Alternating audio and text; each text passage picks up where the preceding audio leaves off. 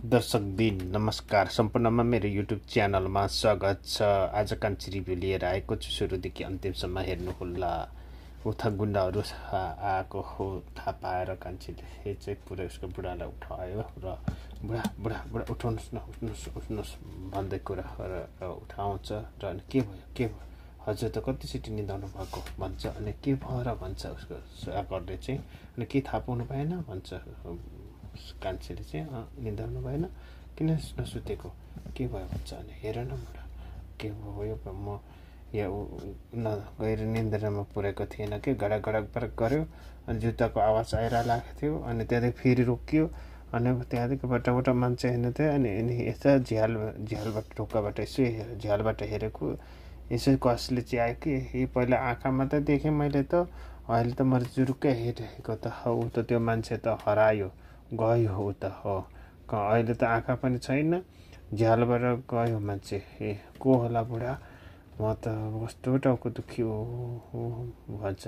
म त गाह्रो भइसक्यो, साह्रै डर लाग्यो हो भन्छ। सागरले खै को चाहिँ रहेछ, म हेरेर आउँछु भन्छ। अनि फेरि कान्छीले चाहिँ नजानु भन्छ। अनि दुईजनै जाउँ, एक्लै त नजानु भन्छ। अनि म बाहिर जान नि त भन्छ सागरले चाहिँ। भन्छ नडराउ न, बाटो मान्छे हिँड्ने होला नि त भन्छ। अनि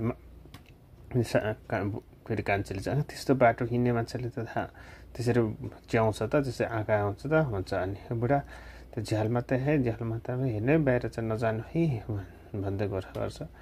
अनि कस्तो बिस्तारै जानु भन्छ। र उता गएर चाहिँ चेक गर्छ, पुरो झ्याल खोलेर झ्यालमा बाटोमा को पनि देख्दैन। अनि के देख्नुभयो बुढा भन्छ। अनि फेरि सागरले चाहिँ केही छैन क्या, डराउनै परेन, तिमीलाई के भ्रम मात्रै भएको कि न सपनामा पनि त्यस्तो देखेको कि भन्छ। अनि फेरि कान्छीले कस्तो भन्नुहुन्छ, सपना र बेपना मलाई त थाहा हुँदैन र म त राम्रोसँग त निन्द्रा परेको थिइनँ भन्छ नै हो क्या। यही झ्यालबाट आँखाबाट यस्तो देखाएर हेरेको, च्याएर हेरेको, म त मेरो त मुटु कस्तो ढुकढुक भयो बुढा, के गर्नु होला, दाइले पनि बोलाउने कि भन्छ। सागरले चाहिँ पर्दैन उठाउनै पर्दैन कि, सबैजना निदाइसक्नु भएको छ, हामीले ढोका बन्द गरेकै छौँ, झ्याल पनि बन्द हुँदैछ, डरै छ, राम्रैसँग चाहिँ कुरै भएन। यही गाउँतिरको मान्छे होला निदाएर आएर सुतेछन् कि छैन भने यसो हेरेको होला नि, तिमीलाई अति नै पर्दैन भन्छ। अनि कान्छीले चाहिँ अरू सुतेको राखेको त्यसरी झ्यालझ्यालबाट कसले हेर्छ र भनेको मलाई त लाग्छ कोही गुन्डाहरूलाई त्यो गुन्डा पो आएर कि फुस्किएर आएको, बच्ची गर्न आएको कि लगाएर सक्यो बुढा भन्छ। अनि सागरले चाहिँ त्यस्तो नसोचन, त्यस्तो हामीले त कस्तो बाँधेको थियो, हामीले त्यति धेरै बाँधेको थियो त्यो जङ्गलबाट। अनि सबै डिटेल्स पनि पुलिसलाई दिइसकेको छ, अनि कसरी फुस्केर यहाँसम्म आउने भन्ने हुन्छ त, हुँदैन भन्छ। होइन तिमीले यस्तो भन्ने त कसरी थाहा पाएको, कस्तो के समस्या पर आइडिया लगाएर त्यस्तो जङ्गलबाट छुटाएर ल्याउने मान्छे आएर यसरी बुढाको अङ्गालामा कसरी किन डराएको त, हो डराउनु पर्दैन के भन्छ। अनि कान्छीले चाहिँ बुढा म त कति तपस्या गरेछ, बल्ल बल्ल हजुरले भेटेको, फेरि पनि त्यो गुन्डाले कुनै षड्यन्त्र गरेर के आइडिया लगाएर हजुरलाई मलाई छुटाइदिने पो हो कि भनेर कस्तो डर लागिरहेछ क्या। त्यो आँखामा देख्दा त्यसकै हो कि जस्तो लागेको छ, उस भन्दाखेरि ऊ गर्छ। अनि सागरले चाहिँ केही हुँदैन के, त्यस्तो त अब केही पनि हुँदैन क्या, सुतौ भन्छ र फकाउँछ। अनि फेरि पनि तिमीलाई दुःख दिनेछ, हेर त छोरीहरू मजाले निदाइरहेको छन्, ल तिमी साह्रै डराउँछ, ल सुत भित्तामा, म छेउमा सुत्छु है भन्छ। सुत भन्छ। अनि पर्दैन के भन्छ, भित्तामा सुत भन्छ।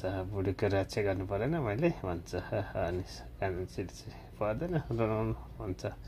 अनि सुत्छ, हो चाहिँ पुरै ऊ भएर केही हुँदैन क्या, डराउनु परेन भन्छ। अनि हजुरले चाहिँ के नै गुन्डा नै भएर छ क्या, मलाई अरू त केही फरक पर्दैन भन्छ। त्यसलाई भने त्यसै गफ गर्दै उनीहरू सुत्छन्, निदाउँछन्, सुत्छन्।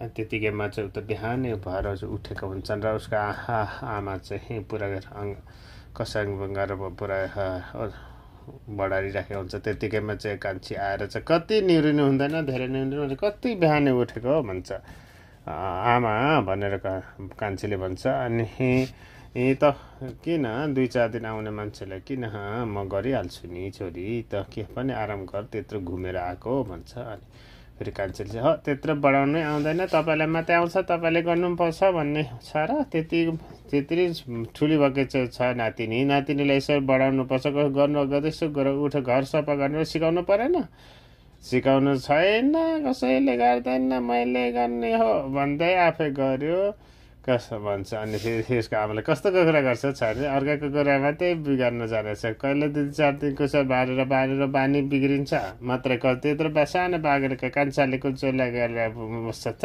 भन्छ।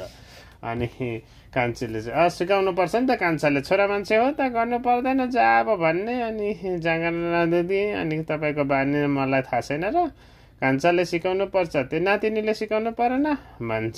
अनि बालका छ क्या भन्छ। अनि बालका भन्दै हुँदैछ भनेर काम सिकाउनु पर्छ नि भन्दै उनीहरू कुरा गरिराखेको हुन्छन्। तेरो त बानी बिग्रेछन् अब छोरीको नि म बताउँछु त तेरो छोरीको भन्छ। नजान्दै कुराहरू 2-4 दिन बस्छ कुर्ती लाउँछ ले भन्छ। अनि कान्छेले आज जान्छ भन्छ नि आज नानी भनेर कुरा गरिरहेछ ज्वाइँ हुन्छ जाएछ मैले पठाउनु पर्यो नि तिमीहरूले त 2-4 दिन त नबसे त म जानै दिन मरे जान्न के सोचेको भन्छ। अनि बस्नु आमा यहाँ सुपलाई बस्नु रिसी नउठाउन जहिले जाउँ भनिरहेछ भन्छ। अनि फेरि आमाले चाहिँ चप्पल चाहिँ जाडो भएर राखेको चप्पल भन्छ। अनि ल गर धेरै दिन नकल नपार धेरै धुलोमा भन्छ बस्नु पनि बान्ने छैन अनि अहिले दुःख गरेर के गर्छ मैले भने त मेरो बारी बिग्रिन्छ भन्छ। अनि के गर्नु भन्छ कान्छीले चाहिँ घर न राम्रो चुप्प लाग्न आमा तपाईँ चुप्पल्लो नातिनीलाई हरेक कामहरू सिकाउने बढार्ने कुडार्ने कपडा सपडा दिने आफ्नो सरसफाइ गर्ने आफ्नै काम सिकाउने हो भन्छ। अनि फेरि आमाले 5-6 वर्षकाले गर्छ अनि भन्छ। उनीहरू गन्थन मन्थन गर्दै बस्छन् र उनीहरूसँग व्यवहार गर्छन् र हवस् त आजलाई भिडियो यति नै। अर्को भिडियोको लागि पर्खिनु पर्छ। हवस् त जय नेपाल।